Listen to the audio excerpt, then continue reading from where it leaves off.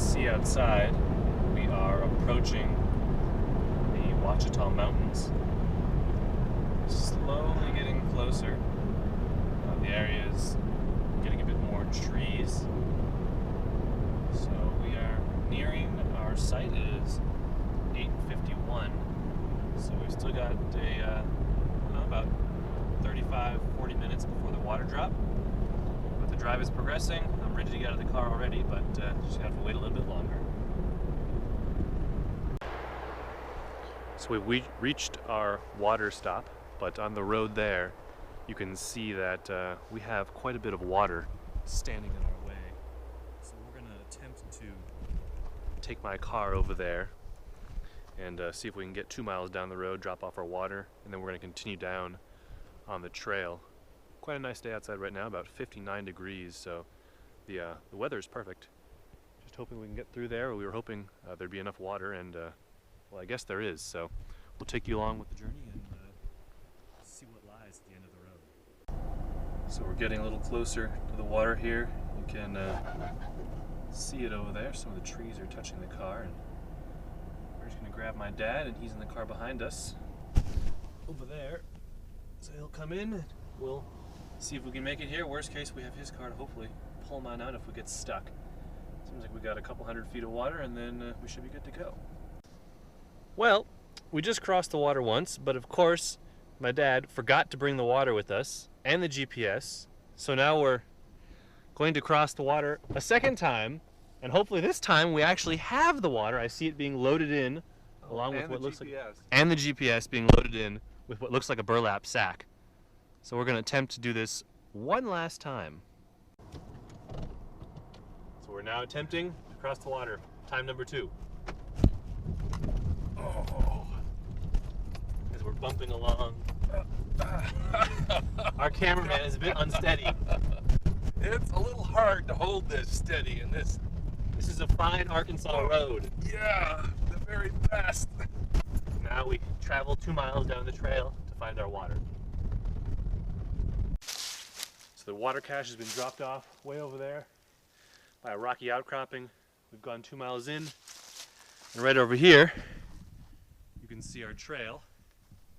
So it goes from down there to over there, so we'll go along with it, and there's quite a bit of empty space for hammock camping everywhere. Not much underbrush, so it looks pretty good. So we'll catch up with you once we get onto the main trail, and then we'll begin our journey.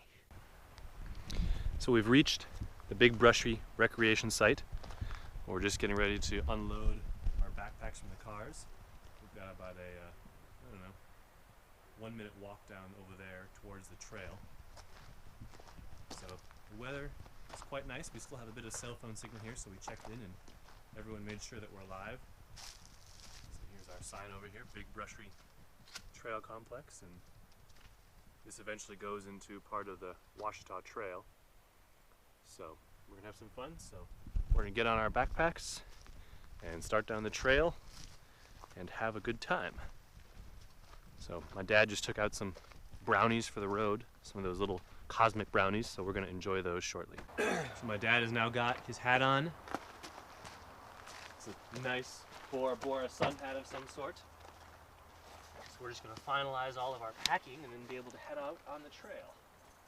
We decided to leave our jackets though, at least our fleeces, and just bring our small down jackets because the temperature is going to be quite nice. It's extra weight. He's giving me extra weight. I have the other one. Excuses. So this is a key lesson of try your gear before you come out. Dad has now got one hiking pole that doesn't actually want to lock. So now he's going to have a stick and a pole, unless he can figure out how to get it to work. He's been struggling for about 3 or 4 minutes now. That is so strange. He says he tried it ahead of time. No one actually has proof of that though. So we're going to watch him struggle for a little bit longer before we get in the trail. Hopefully we can do that before noon, or we'll be eating lunch sort of in the parking lot. We'll find out. So we've had the first casualty of the trip. The microphone I was planning on using. Second casualty after the hiking pole. The microphone sort of connector I had built decided to break on me, not 30 seconds into the trail because I was too lazy to buy the $5 connector. So now I'm gonna have to figure out some way to jury rig it once we get to our first camp of the night. But I guess for the hike on day one, we'll just use the GoPro audio and hope that it's not terrible, but we'll find a way to hook up the other one at some point. So we're just marching parallel over there to the river, and then on the other side of us is actually a highway, which we can hear the cars roaring by, but that should only go on for about, I don't know, a couple miles, and then we'll turn southward and head deeper into the woods. So we're just gonna follow along on the trails and see where they take us.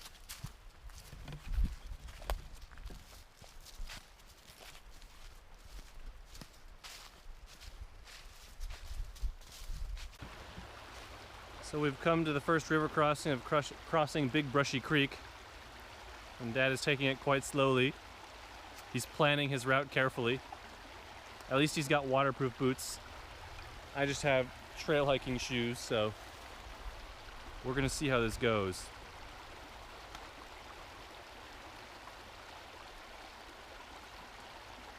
He's got one foot on the rock. He's gonna have to make the leap of faith soon. 3, it's coming. 2, 1. No, he didn't do it. Shortly, he will cross.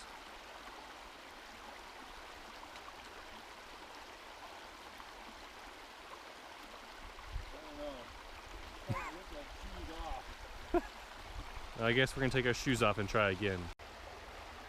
So I've made it across barefoot. That water is freezing cold. It was about, I don't know, 33 last night, so I guarantee you that is just ice cold water. So the first river crossing was a success. Dad is over there taking off his shoes, and we'll see if he can make it any better than I could. So he's just getting ready to go now. He's rolling up his pants, and then he'll be off. It looks like it should be an easy crossing, but the rocks are slippery and the water is freezing cold. It's about what, 15 feet across? Yeah. It's about 15 feet across. My feet are just cooling off, or I should say warming up. So here he goes for his first step into the frigid, icy abyss.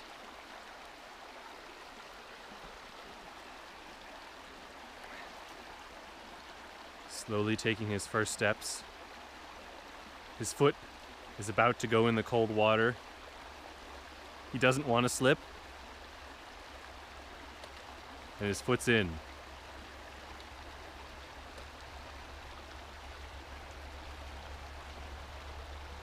Do you not have any nerves in your feet?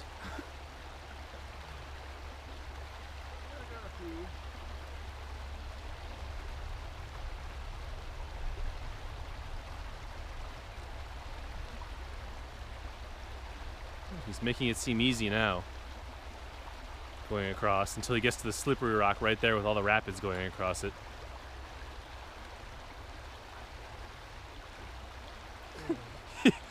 He's trying not to slip.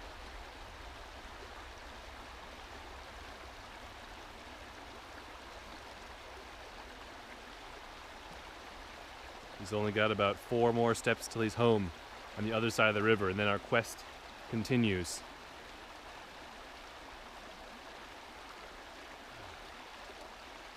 It's closing in on the riverbank.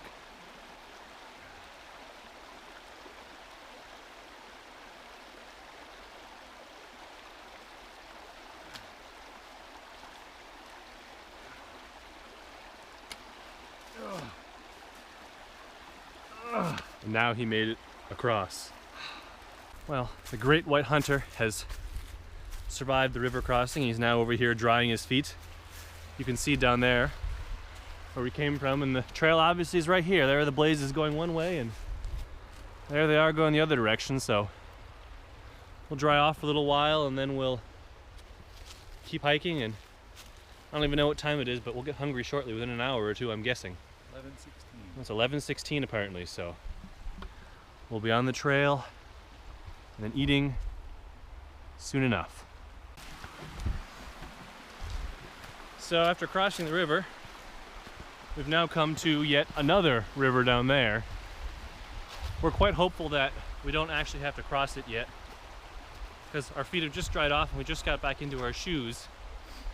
And these rivers are slowing down our time considerably. We're probably at a quarter mile an hour, according to our GPS, I'd imagine, but we'll have to see. For now, we'll just keep carrying on and following the blazes. You can see going up ahead there that they just sort of continue off into the early, or I should say late winter forest in Arkansas.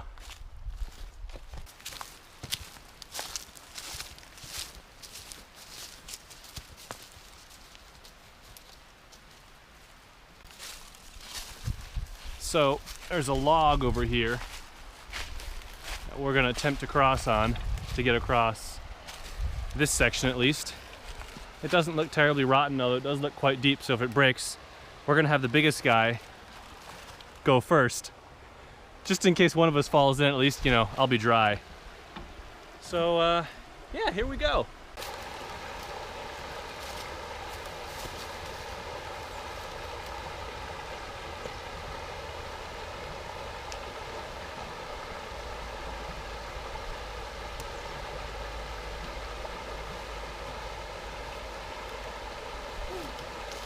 A little wet right there? What's that? Little wet right there? Yeah. I think we're better off doing that. What's going to happen is this is going to go too deep. It's not going to give you any support. You're going to get out this thing. I guess we're giving up on the log. So, we're heading back up to where the trail says to cross, because apparently this one is just too deep, and if we go any farther, our poles won't reach the ground, and then we'll be sort of doomed, fall in the water, get freezing cold, and have our trip ruined. So we're just gonna go get our feet wet on this side. Hopefully it's not too deep and none of us fall, and we all have warm feet at the end of the day. So here we go. Right through here. Here we go for river crossing number You can 2. hook your shoes over your neck like this. That's the other thing they do. Well, Just don't fall. I guess tying my shoes over my neck is the next step of this river crossing. With not falling being an essential part of it. Yeah, it would rather suck if you took your shoes off and then fell in and got them soaked anyway. Oh, this looks stupid.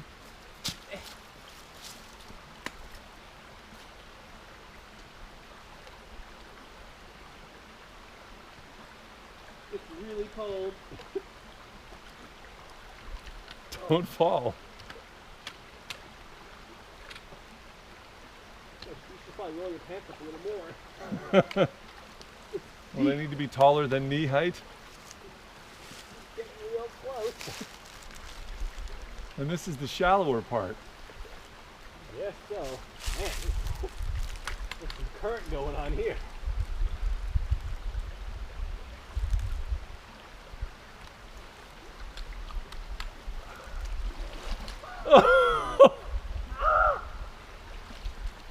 What happened? Don't fall. Oh, just don't fall.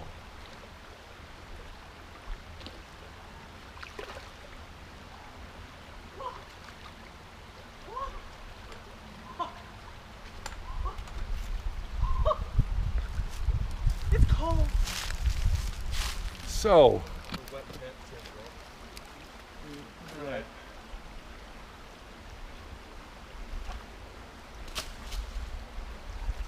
Pretty good toss. Just rip right across. Maybe you don't even want to balance on the big rocks. Just sort of stay on the flat ones. That way you can't fall anywhere. yeah.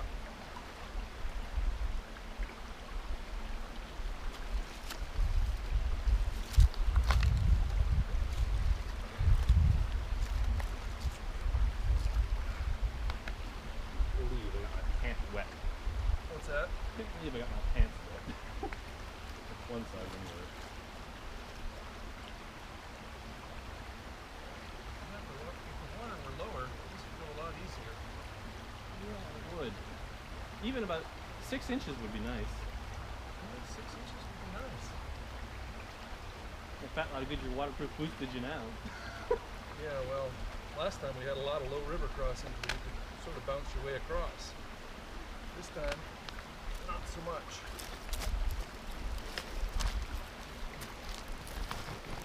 Relatively speaking, the rocks are fairly smooth. Yeah, they are smooth. I mean, they can't really hurt you, but Well, unless you fall off them.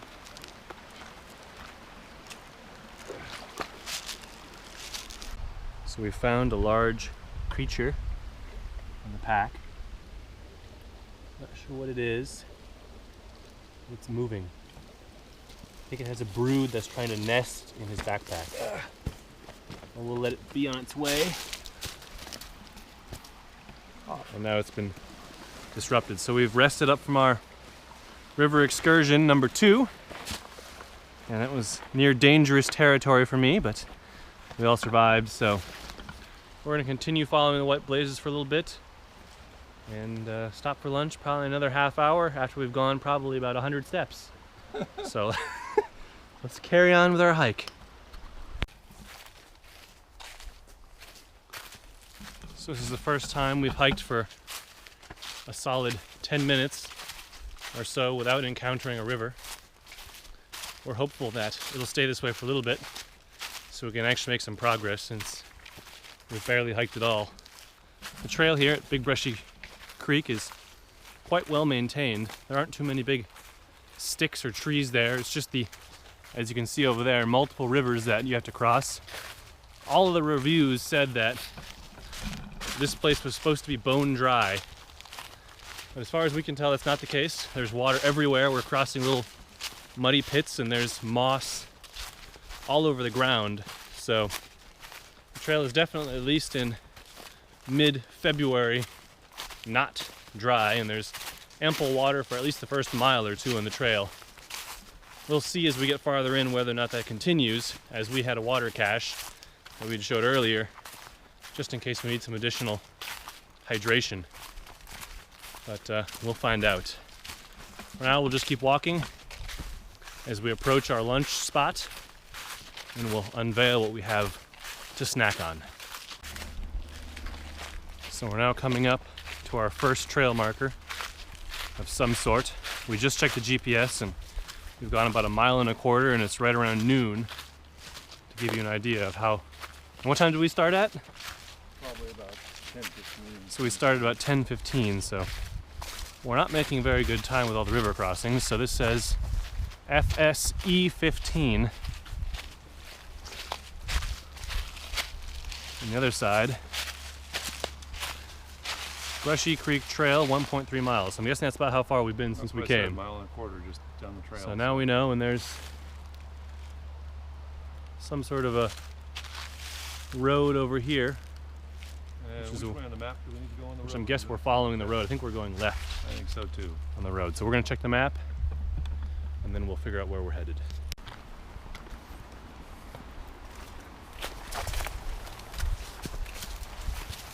At the end of this trail, that was a road. Yes, because I know eventually we follow a road for a little bit. Yep.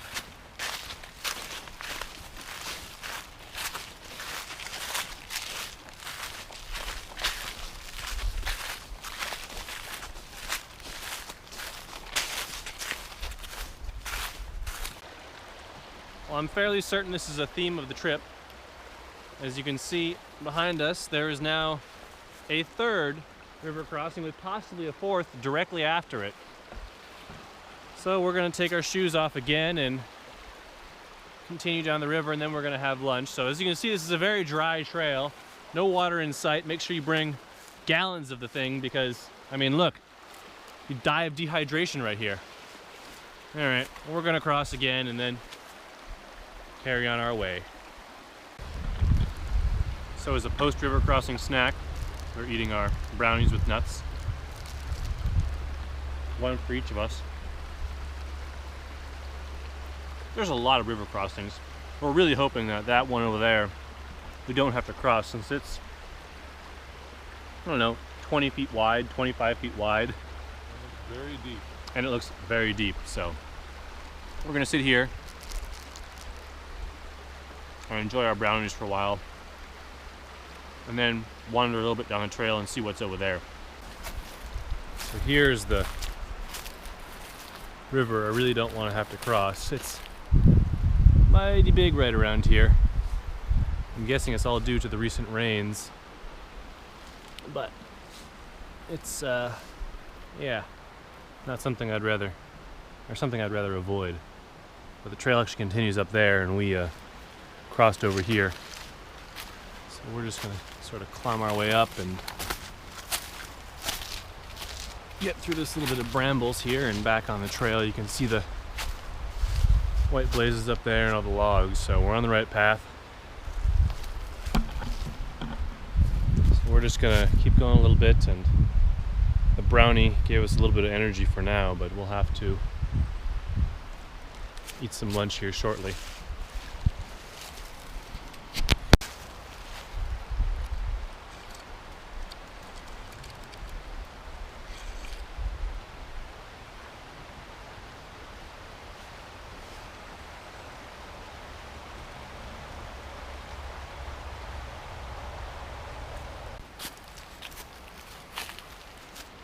Well, that tree broke up.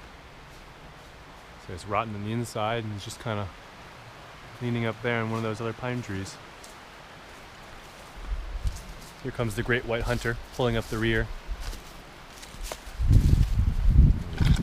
Continue following the blazes.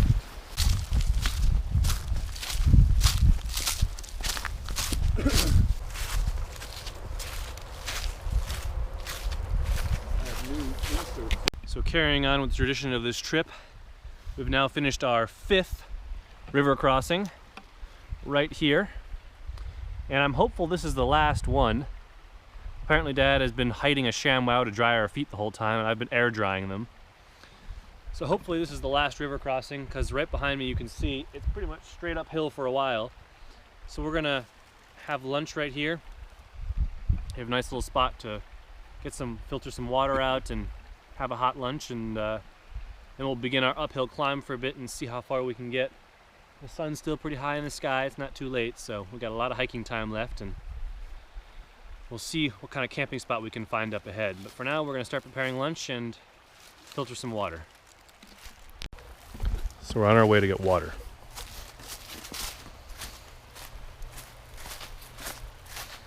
So for our lunch, we're having moon cheese, which is a freeze-dried cheese. We're gonna have some trail mix, and we're also gonna have some sort of a Mountain House chicken meal. I'm not quite sure what it is, but it should be pretty tasty. So we got a nice little area here to grab some water. There we go, right by the tree here. So hopefully all the bacteria sort of stays away. We're gonna boil it, of course, first before we use it, and we have Sawyer mini filters as well to top off our water after the fact, so we don't have nasty boiled water taste. Hike back up the hill here and use our canister stove to get the water boiling, and we can prepare for the meal.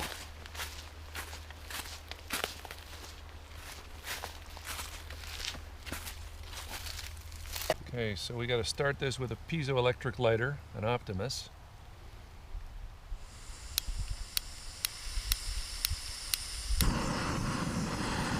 We have fire,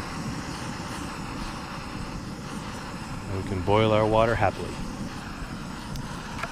It's level enough, this won't slide off. So for anyone interested, this is what the moon cheese looks like. It almost tastes like a combination of sharp cheddar cheese with a bit of moist Cheez-Its. Pretty good. Tastes like got a little oil in it from the cheeses. A good start to lunch. So here's a close-up of our chicken and mashed potatoes that we're going to have for lunch here.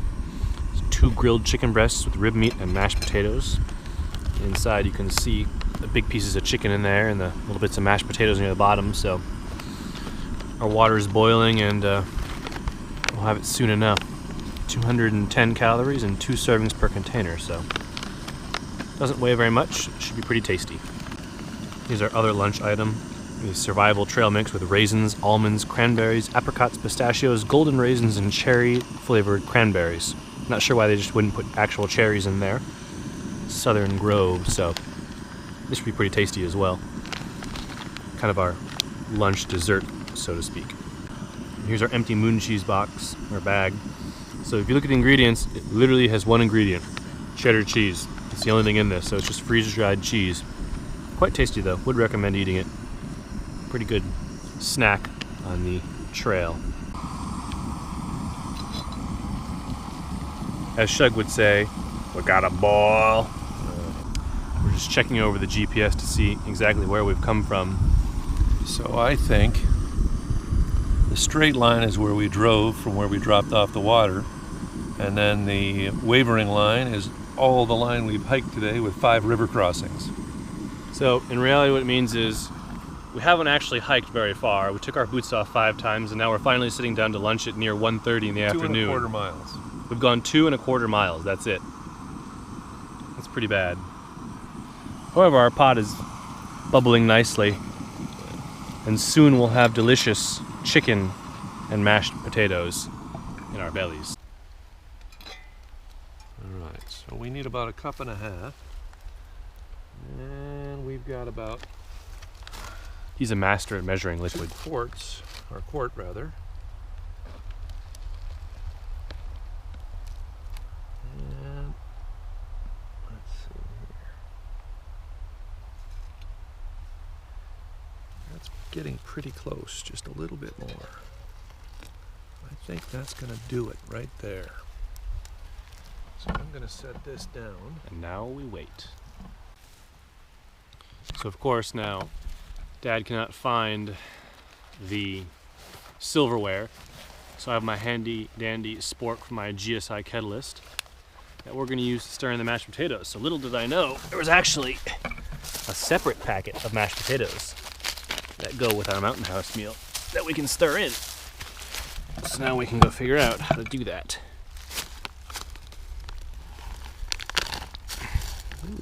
Chicken looks like it's rehydrating nicely in there. Still toasty warm. Open this up. Attempt to not spill it everywhere. And here we go. One thing I was looking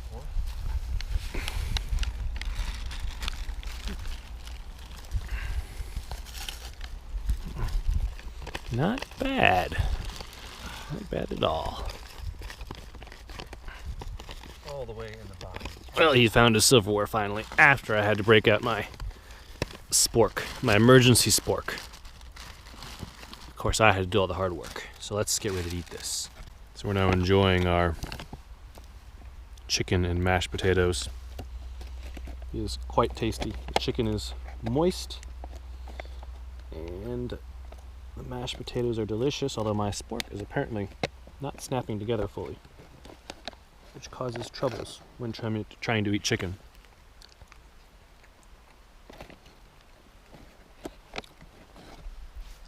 Chicken's actually not bad at all.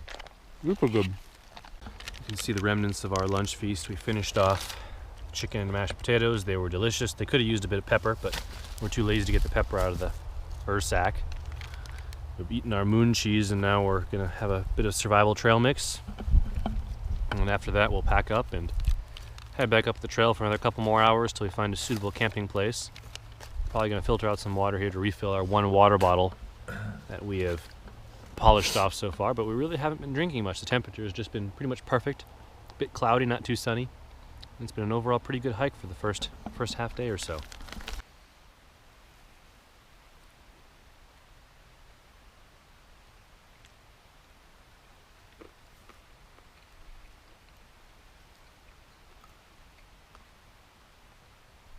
What a beautiful day. Mm-hmm.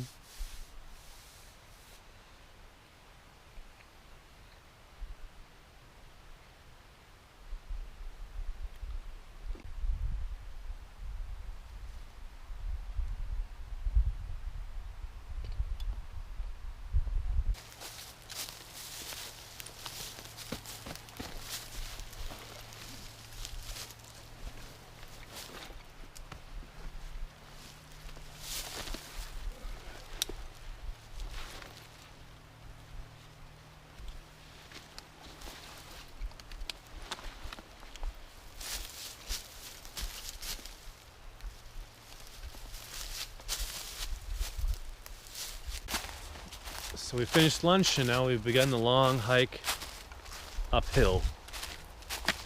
So we'll see how far this takes us. We have about I think it's a 12 to a 13 mile hike total over 2 days, so it shouldn't be terrible. Or 3 days, I guess, 2 nights. But at our current pace, apparently we need to move faster if we plan on finishing it all, or even getting to our water cache. But we filled up our water with the last of our boiled water from our chicken and mashed potatoes, and we have about 8 liters of water on us, so we should be good for at least another day. So we're gonna continue hiking up here and see whatever we find on the trail. So we've now hiked for an additional mile or so. We're pretty much on the uphill portion. We're on the mountain trail now, and we hiked up a road for about a half mile, a dirt road, and didn't see anyone on it. But now we're pretty much just going straight up, and you can see behind, I have just the tree line going way up there, which is where we're going in the end, I'm guessing. But down there is kind of where we came from. And then up here is where we're going. So we're just taking a little bit of a breather by one of the trail markers, and we'll continue on once we've rested a bit and get to our campsite. So we finished hiking up the mountaintop trail, and now we've come to the trail here where the white blazes meet the blue blazes. So the Ouachita Trail is going kind of this way. So it's about a little after 3 o'clock, and we're full up on water, so we're probably going to find a place around here to camp for the day, since we've had a lot of uphill and water crossings, enough for one day at any rate, and we still got 2 more days of hiking and tonight and another night of sleeping. So we're going to try to find a place to set up camp, pitch our hammocks and put our tarps up, but maybe not even that, since it's not supposed to rain, so we might not even put the tarps up. Then we'll start thinking about what's going to be for dinner, collecting a fire for collecting fuel for our fire tonight, and then we'll see what goes on. You can still hear a few planes, but other than that, it's pretty quiet up here. But boy, that was quite a last 20 minutes of hiking. It was just kind of solid uphill all the way. So let's go find a campsite and see if we can find some place that doesn't have any brambles or poison ivy. So we've now reached the campsite of the first day. We're going to set up hammocks from trees over there to over there, and one from over there and over there. We're going to be able to set up camp here. We just sent out our text messages to let everyone know that we're still alive. So not a terribly tiring day, but uphill climb was kind of long. Now it's just a matter of setting up our hammocks, getting our rain flies up if we want, and staking everything down.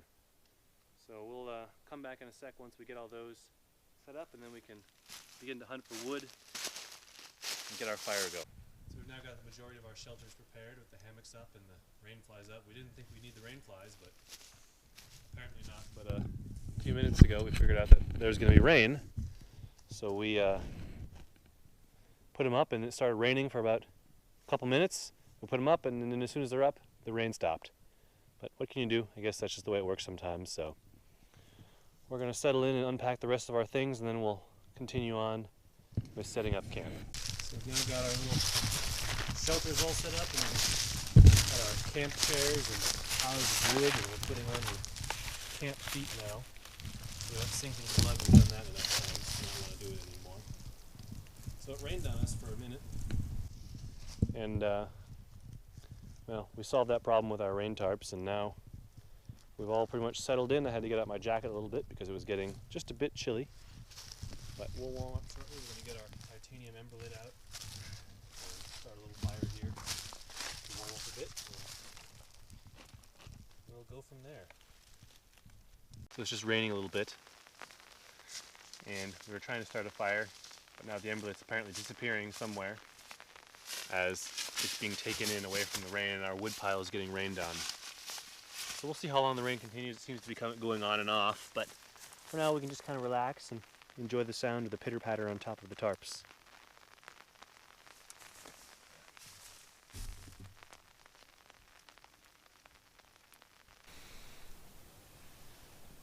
Nice here. Sun finally came out.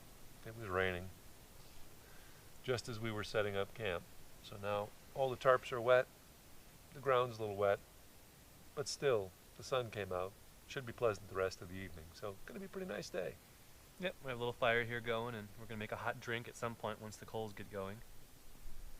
We started the fire using a flint and steel and a bit of cotton, so that was kind of fun. And we're sitting here as some sorts of spiders are falling from the tree on top of us.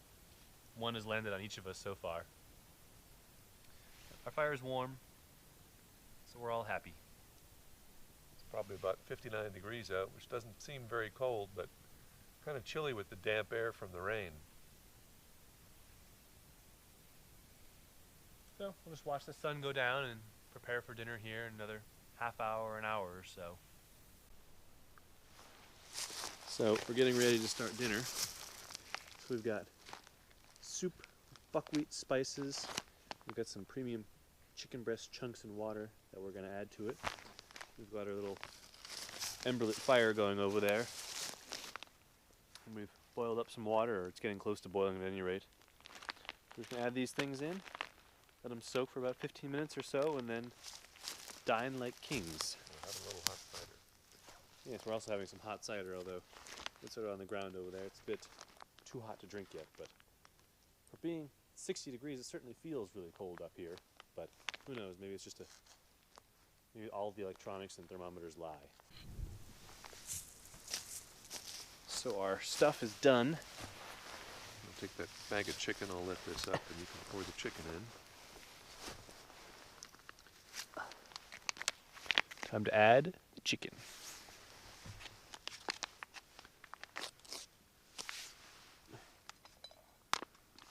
And I would just dump it in with the water too. Now you know why we have a big pot. We have quite a feast going on right here. Been cooking for about, half an hour. It seems like it was a slow boil on this ember lit because all the wood was wet and rotten after weeks of rain up here. We've been trying to come for weeks and haven't been able to because every weekend we wanted to come, it was pouring rain all day, every day. Or freezing cold for one weekend. Yeah. One weekend down in the single digits. So here's our Russian buckwheat with chicken and French onion sort of soup mix with noodles and things. Chicken noodle soup mix, sorry. So, looks pretty good. So we're just going to enjoy this. We just had some apple cider earlier, and we're going to have some chaga tea that we have for later tonight, and then a little dessert and off to bed. So we're going to eat this for a while and enjoy it before it gets cold. Put your audio on, you can do it. So for dessert, we're going to have our Chaussure milk chocolate and hazelnut wafers. They're made in Germany. So we're going to be enjoying these. We've just been sitting by our fire for the last few hours, sort of enjoying it. We had our meals, cleaned up all of our pots and things, and we're now sitting out to dry, so we're just going to enjoy this. And then probably get ready to turn in for the night. It's about, 7:30? 7:40. 7:40 or so, so not too late, but still doing well. We've got our, as we call them, beacons of Gondor over there, so we can find each of our 2 hammocks easily. We don't get lost in the dark. We're going to open this and enjoy some of it. So upon opening the box, you find they're actually individually wrapped little wafers. They almost kind of seem like Kit Kat bars, except better.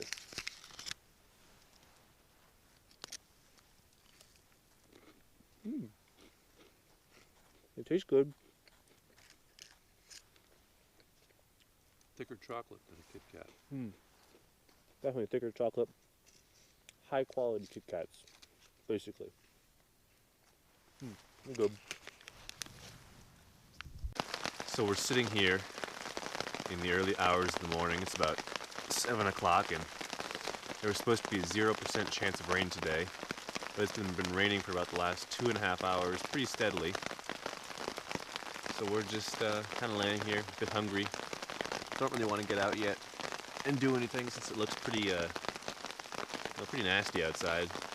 Been some thunder and lightning on and off as well, but mostly just kind of the pitter-patter of heavy rain on the tarps.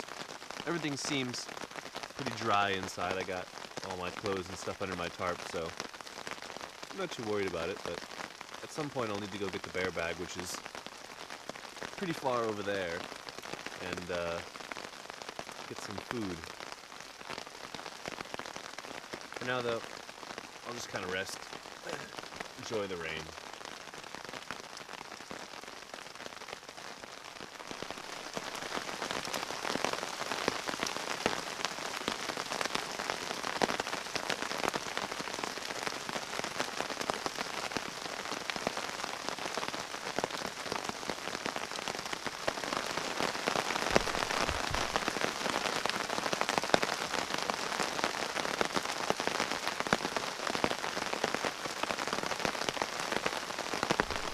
So we're still sitting here in the rain. It's about another hour or so later. We're just sort of laying down, and one of the water bottles is being filled by rainwater, just so we don't have to filter water later. Hopefully we can drink it. But other than that, no idea when the rain's going to stop. Just listening to the birds twitter and sitting around, and I figure out that we left the chair outside, and one of them at least, my saw, a pair of leather gloves, and some pots and pans over by where we were cooking dinner last night, but should be fine. They'll all dry at some point. It's like another couple days. So we're hoping that within the next couple hours or so it'll stop so we can go and have breakfast, because we're all getting hungry now and want a hot drink. For now, we just wait. So we just finished up a breakfast of freeze-dried, pre-cooked scrambled eggs with bacon. They were pretty delicious. Another Mountain House meal. And to drink, we had some Trader Joe's pour-over coffee brewer. You just pour the coffee in here, and you can make it sort of strong or mild depending on the water level. So we had some of that, some Brazil coffee. That was also really good. We had some hot chocolate as well. Didn't get much video of it though, because it was still sort of raining and we were all cramped underneath my tarp by ourselves. So, oh well. Bear bag is kind of soaked. It's hanging on a tree. Yeah, we're just kind of sitting here now. We decided that we're going to hike down about 1.5 miles to get our water at our water cache, and then we'll come back up here and refill everything, have lunch, then we'll pack up, hopefully giving everything a chance to dry out, and then we'll continue down about 1 mile from the trail here, so it'll be about 5 miles or 4 miles today, and we'll set up camp another mile down the trail and prepare for our second night here. Hopefully it doesn't rain. I mean, it rained for a solid, I don't know, 6 hours or so. I mean, it kept going since about 3:30 or 4, and it was just pretty much solid rain. But anyway, we had a good time. Got my Revolt and my Revelation underquilt and overquilt, 20-degree quilts, and it only got down to about 45. So they kept me pretty warm, and I had it's like a Sea to Summit Arrows, but it's a, what does they call it? An outdoor nature hike. It's kind of the off-brand, but my God, it works very well. I deflated it a little bit, so it fits better in the hammock. My hammock is just a basic, I don't know, cheapy $20 hammock. And I got some snake skins on either side. You can see I just got some clothes hanging up here. They got a little wet during the night. Everything really got wet. And I have a nice little kind of a ridgeline thing here with all my tablet and phone and stuff in there, and headlamp kind of sitting on the top. But either way, we're gonna hike down pretty soon, make it to our water cache, and then we'll go from there. So we're here on the part of the mountaintop trail, I think, and we're going to our water cache after having breakfast at camp. And you can see over here all the mountains all along there. The first sort of good view we've had since it was raining and foggy this morning. So we're currently just hiking without any packs on, just to go down and pick up our giant jug of water and then bring it back to camp so we have enough water for the rest of the day. So we're going to carry on, and we'll climb down the mountain and see what awaits us further down the trail.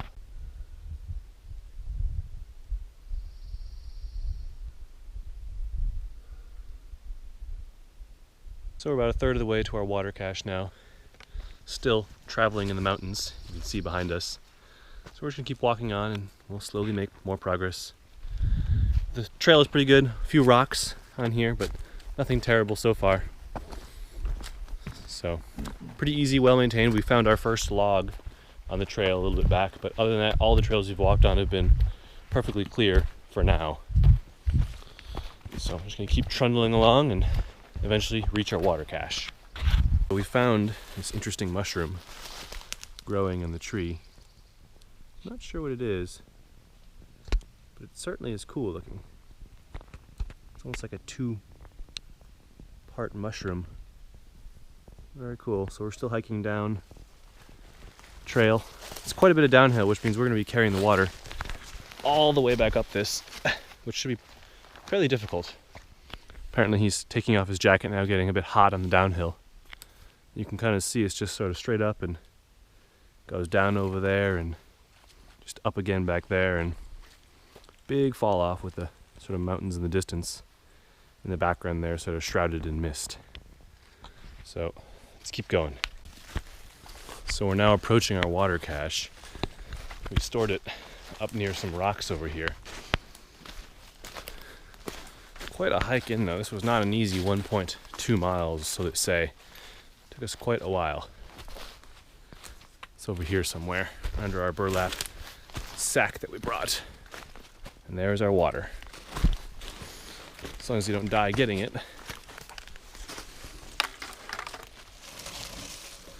Ready to go. And it's very heavy. Well, we're going to carry this back now. Wish us luck. So we were just on the trail and we found this. U.S. Department of Agriculture Forest Service Ouachita Trail mile marker.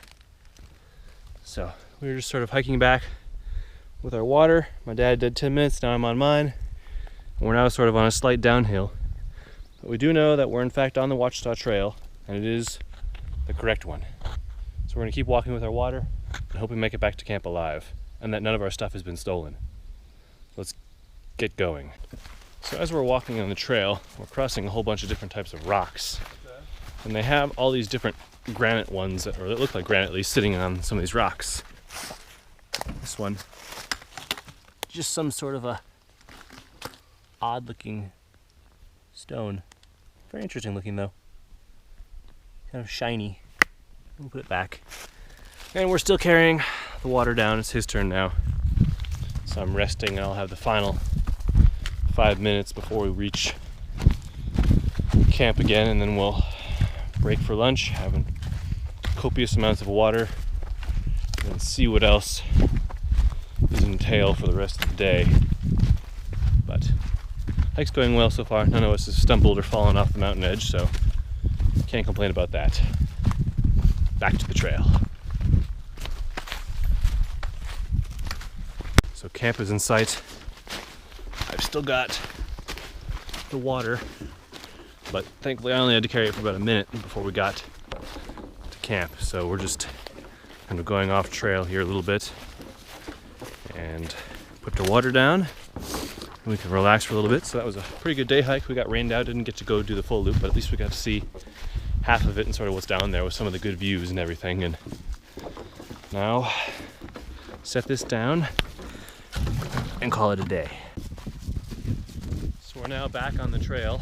We broke down our first camp after having a lunch of tuna on tortillas and peanut butter on tortillas with some trail mix.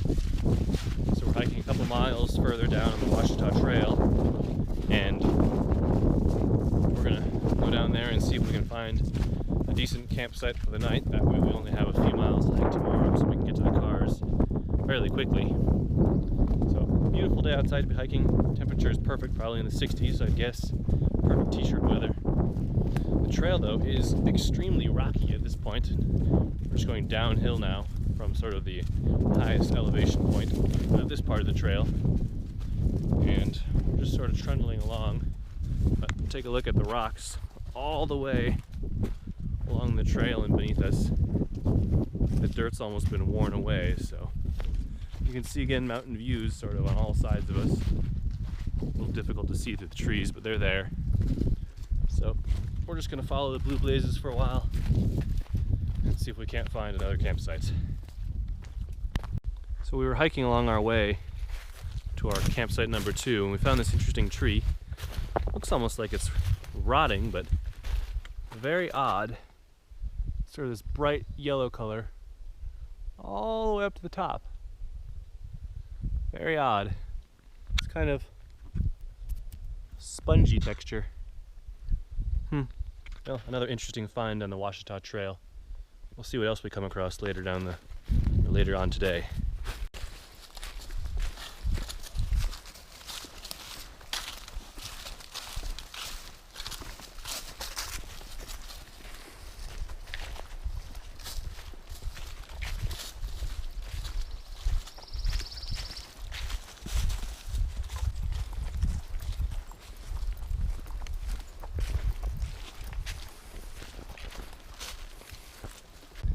So we hiked a little bit off trail and found this sort of rock outcropping. And you can see all around it's a nice view of all the mountains. The trails off that way a little bit, and there's another rocky outcropping we'll explore. The view is just phenomenal over here. You can see pretty much everything. All the different cloud patterns and where the sun's lighting and big trees, and it goes straight down over there through lots and lots of feet of rock. Alright, let's go check out the other rocky outcropping across the way. So across the other side of the trail, Yeah, okay. we'd found this other rocky outcropping. Much bigger than the last one, but we're not quite sure what's at the top or if there's even a way to get up there and see. Oh, maybe I can try to scale it here. See what's at the top. Let's see if we don't fall. Ugh. Well, maybe you can see what's over the top. Let me scale it and I'll see if I can take a look. So I couldn't quite make it up on the other place, but basically the rocky outcropping's over there, and this is what you see looking at the other side. So not nearly as good of a view, but definitely some interesting sort of green lichen covered rocks. Quite a bit of pine forest. So we'll get back on the trail now and continue on to our next campsite. So we found our next campsite for the day. The trail is over there past that hill, another couple hundred feet down that way. We decided to come over here to these two sort of rocky outcroppings, in between which you have this nice view over there. So this is where we decided to camp for the night. We're going to put some hammocks kind of between those two trees, and we're going to have another couple between this tree and one on the other side over there. So we're going to set up camp here, and then we'll see where we're going to start putting our cook place and camp kits and all that. We're thinking maybe on top of that hill, or sort of over here between these two trees, sort of in this area. So we'll catch up once we get camp fully established. So we had spent the last 10 minutes trying to get this branch all the way up from the top of there, because I wanted to put my hammock between these two trees, but it was sort of a dead branch hanging over there, and I didn't want to get my head smashed in the middle of the night. So with a bit of paracord and a stick, and about 5 different tries and getting it stuck, we sort of wrapped the paracord around it, threw it up over the stick, and then managed to just tear it off. And now it's on the ground, not going to hit me in the head. Now I have my perfect view for tomorrow morning.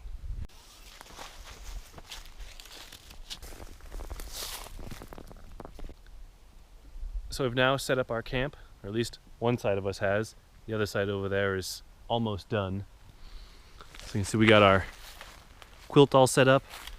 One hiking pole to stake out one side, and all the rest are attached to trees. We got our clothes bag, little hammock or ridgeline thing, underquilt and overquilt. And so this is sort of the view I'll have in the morning.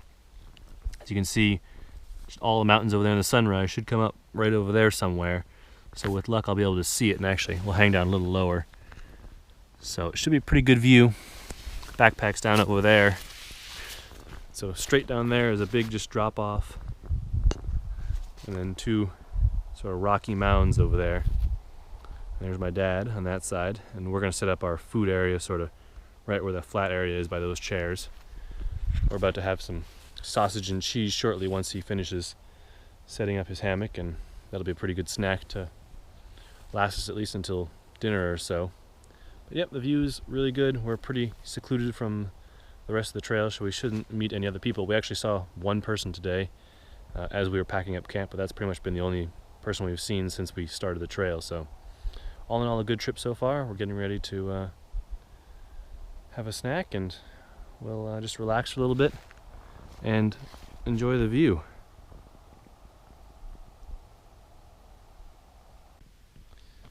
So we finally got everything all set up, and we also built a small fire ring here and got some firewood. Apparently have nice dry wood all over there by that ridge, and we took from the rocks. We took some of the rocks and put them over here. So we should be good to go for a small fire tonight. And over here we've actually got a snack. We're preparing some summer sausage, cheese, and crackers as part of our midday meal in order to fuel ourselves. And again, we're just looking out of the view over there, just watching the bright blue sky, and you see directly above us. That tree's not dead, by the way. We checked. It is alive. We took down, that's where the branch we took down from was over there. So we're just gonna sit here for a while and let's see the sausage up close. Yes. We have soppressata salami sausage. What kind of cheese do we have? Asiago. We have Asiago cheese, so we're gonna enjoy that for a while and maybe start our fire shortly once the temperature starts to drop a little bit. So here's a close-up view of our crackers with salami and cheese, Asiago cheese. So we're gonna see how good it tastes.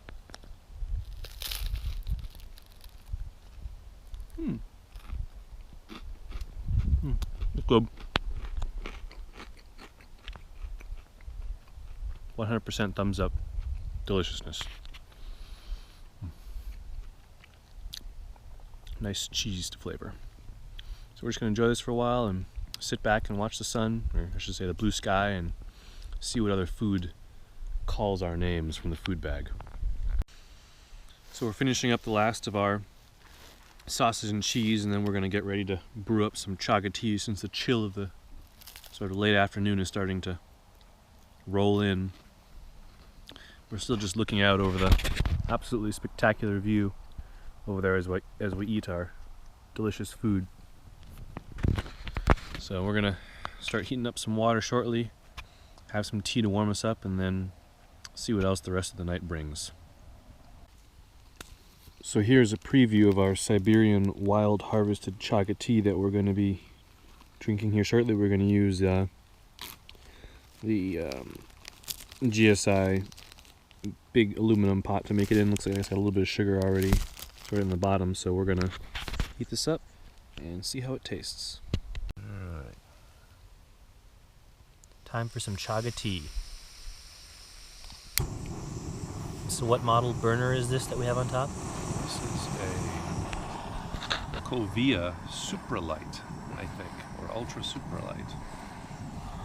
What kind of pot is this? Our GSI aluminum pot? It's a GSI aluminum pot. It's a 1.8 liter, I think, so it's a pretty big pot. It's even got the nice handle on the side. And this is kind of nice that this actually stays up and doesn't fall over, so you can pretty easily pick it up. So we're in preparatory mode for our Swedish log fire. We've just taken some paracord here and tied all these logs around a piece of log about this big that we cut off. So there's a center log in there, and it's sort of hollow in the middle. And we're just trying it to see how long it'll burn. Our chaga tea is still going strong over there. The water's being heated up. So this will be our starter fire for tonight, and then we'll feed it the rest of our wood to stay warm later on once it gets a bit colder. So our water's boiling. We've got our Siberian wild harvested chaga tea. There's our delicious looking water. Bit of tearing action, and the tea bag will go in. So I guess the water is turned down. There it is. Pop it in, put the top on, and then we wait. So the sugar is actually going to go directly in the teacups, and we're just going to pour the tea on top of it, and then it'll dissolve in there, and then we can have a sip.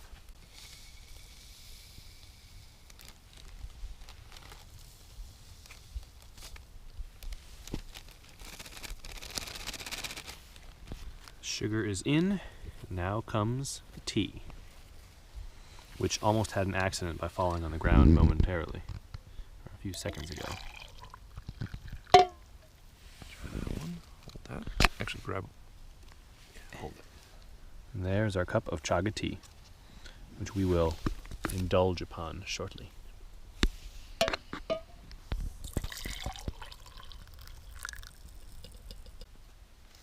So the chaga tea is cooled down a little bit.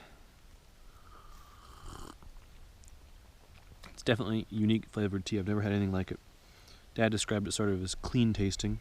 I'd probably say it too, almost a little earthy maybe, but the sugar makes it quite delicious. Very good. Not like your usual peppermint teas or any of the fruit teas, something completely different. It is definitely worth a try.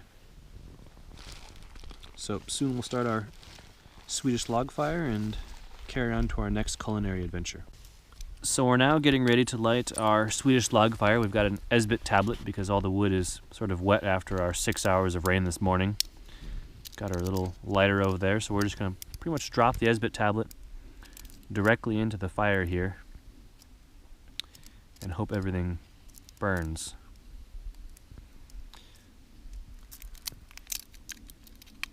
So there's our nice big fat Esbit tablet.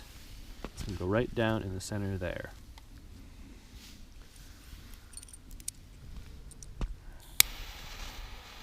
These are quite nice little lighters. They're cheap and you can buy them. Don't know if it started yet.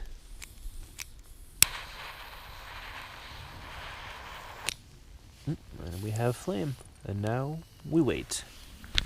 With luck, in a matter of minutes, we'll have a nice roaring Swedish log fire and we can happily sit by it and warm ourselves up as it's getting a little bit chilly, as you can see by the jacket I'm wearing.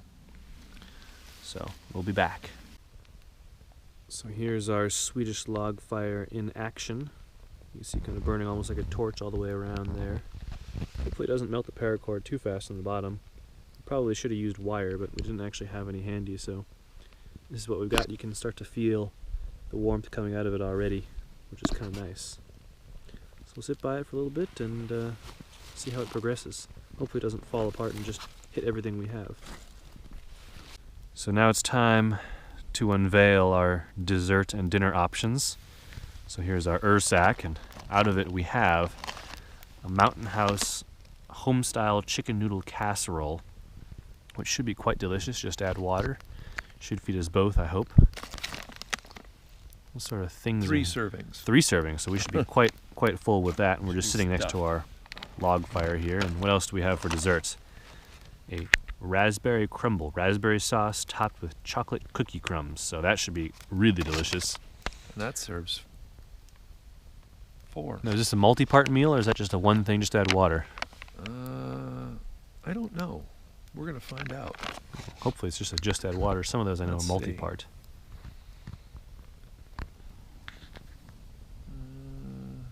Yeah, it's a multi-part, but it only cooks one part, and then you just sprinkle the chocolate cookie crumbs over the prepared raspberry sauce. Oh, well good. That should be easy enough. It So can be served hot or cold. we'll be warming up some water and making those shortly.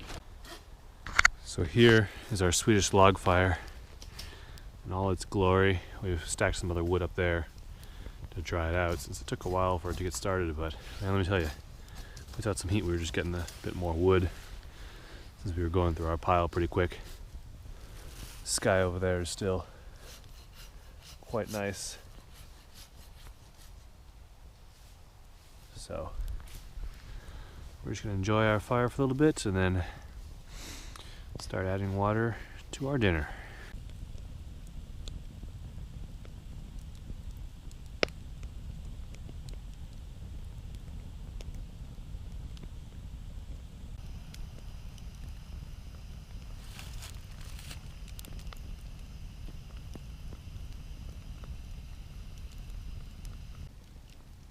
So we've just put the water on the fire for our dinner. We decided against using the stove because we want to make sure that we have enough fuel for tomorrow morning to make oatmeal and a hot drink, just in case we don't have a fire, since fires are sort of difficult to make up here. So let this sit here for a little bit, come to a rolling boil, and then we'll add it to our Mountain House meal and carry on from there. So our water has boiled, and we are now opening our packet of our home-style chicken noodle casserole.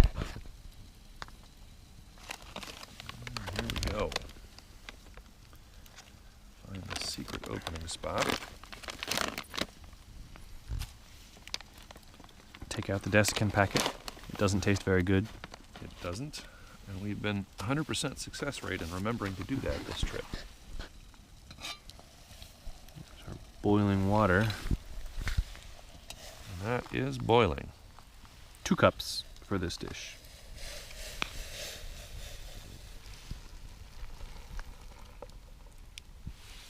You can smell it already. And then That smells like chicken noodle soup. It needs a stir.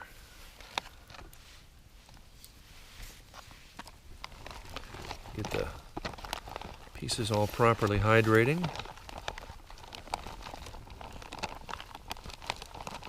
And that's good enough. Put it in your other hand. And we close it up. We wait how many minutes? 4 minutes, and we give it another stir. So we'll come back when we're ready to eat this delicious meat. So we've waited the number of minutes as indicated on the back of the home-style chicken noodle casserole meal. So now we're going to open it up and see what is inside. So there we have it. Delicious home-style chicken noodle casserole. They're nice and thick, ready to be eaten. So we're just going to enjoy this by our raging fire we have here, Take and a bite, see how it tastes. nothing outside there, but let's try some of this. See if we burn ourselves.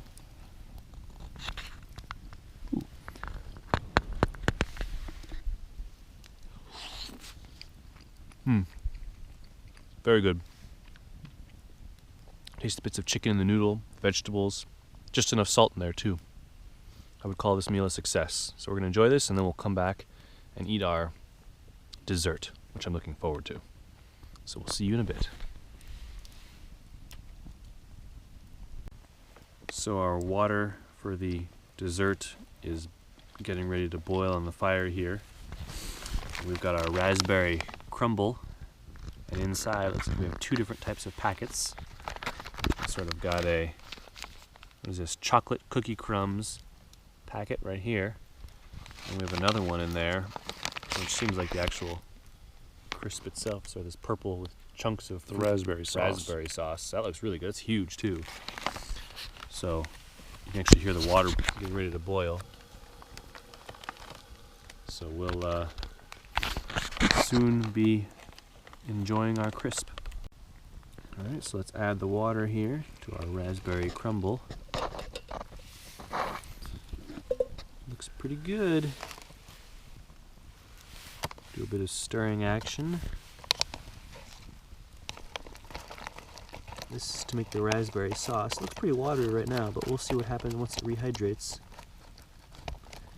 It'll be measured just right. So we'll give it 5 minutes and we'll come back.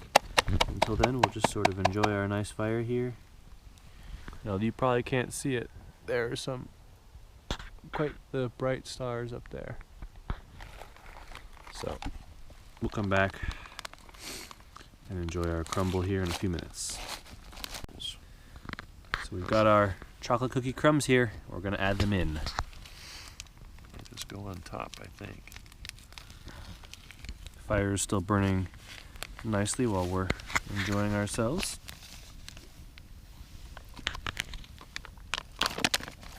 Oh, that thickened up nice. Oh yes.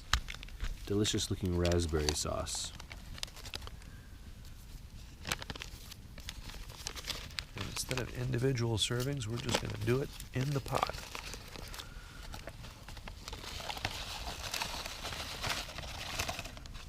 And we have a mass of cookie crumbs on top.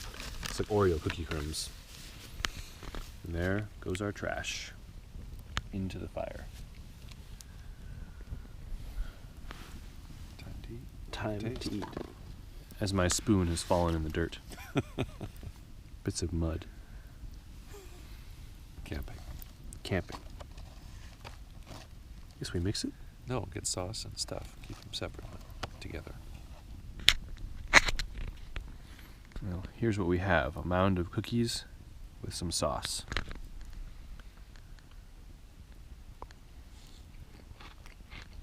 Oh wow. That's good. Really good. It is a success. So we're going to finish up our cookie crumbles and then we'll just kind of head in for the night, go to sleep, and we'll catch up with you guys in the morning. So until tomorrow, good night.